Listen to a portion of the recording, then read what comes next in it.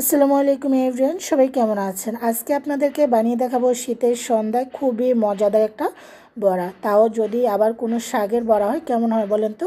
শীতের সন্ধ্যায় তো আমরা নানা ধরনের পিঠা বানিয়ে খেয়ে থাকি, কিন্তু একটু বড়া খেলে কেমন হয়? চলুন আজকে বানিয়ে দেখাবো কলমির শাকের বড়া। খুবই সহজ।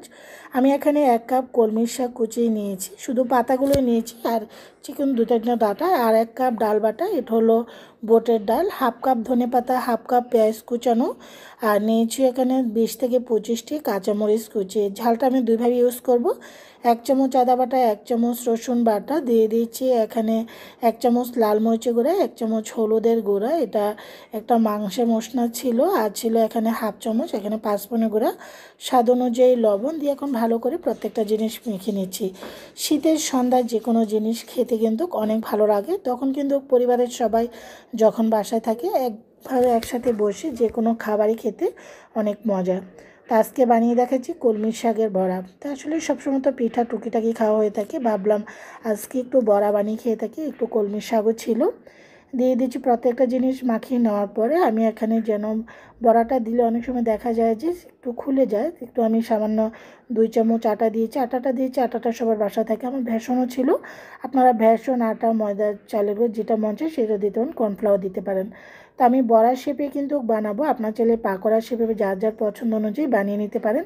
এভাবে করে সবগুলো বানিয়ে নিব। তেলটা আগে থেকে চুলায় বসিয়ে রেখেছি। তেলটা যেন অতিরিক্ত গরম না হয় সেদিকে অবশ্যই খেয়াল রাখবেন। বেশি গরম হয়ে গেলে উপরটা পুড়ে গিয়ে ভিতরটা কাঁচা থাকবে। আমি এক এক করে বড়াগুলো দিয়ে দিয়েছি ভাজার জন্য। এখন আমি উল্টানোটা দিয়ে একটু এখানে বড়াগুলো একটু ফাঁকা করে দিয়েছি, কারণ আরেকটার গায়ে লেগে আছে। যখন উল্টাতে যাব দেখা গিয়েছে কোনোটা গায়ে কোনোটা লেগে থাকলে উল্টাতে খুব সমস্যা, অনেক সময় ভেঙে যায়। এভাবে যখন আপনার 8-10 সেকেন্ড পর বড়াগুলো দেওয়ার পর একটু ফাঁকা করে দিলে তখন উল্টাতে খুব সুবিধা হয়।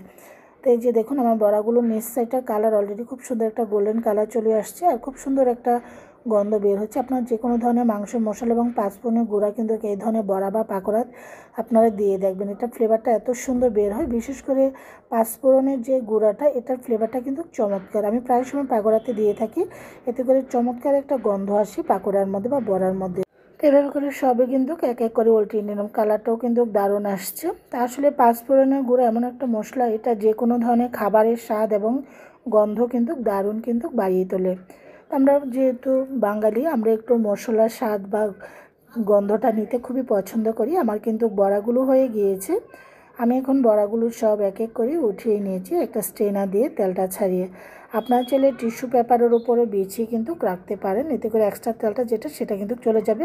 আমি যেহেতু স্ট্রেনারটা এভাবে কাট করে নিয়েছি, এতে করে তেলটা কিন্তু পড়ে গিয়েছে। এখন একটা সার্ভিং প্লেটের মধ্যে আমি এখানে বড়াগুলো সার্ভ করে নিয়েছি। তবে আমি কোনো সস বা চাটনি, সালাদ দিয়ে সার্ভ করছি না। আজকের কিন্তু বড়াগুলো আমি সার্ভ করবো হলো কাঁচামরিচ দিয়ে।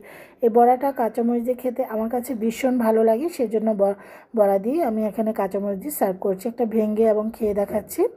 কাঁচামরিচ আপনার পেঁয়াজ দিয়েও খেতে পারেন। আলহামদুলিল্লাহ, এত মজা হয়েছে। আপনারা ট্রাই করতে পারেন শীতের সন্ধ্যায়। আশা করি সবার ভালো লাগবে। সবাই ভালো থাকেন, সুস্থ থাকেন। আল্লাহ হাফেজ। একটু কাঁচামরিচও খেয়ে দেখিয়ে দিলাম, আপনারাও খেতে পারেন।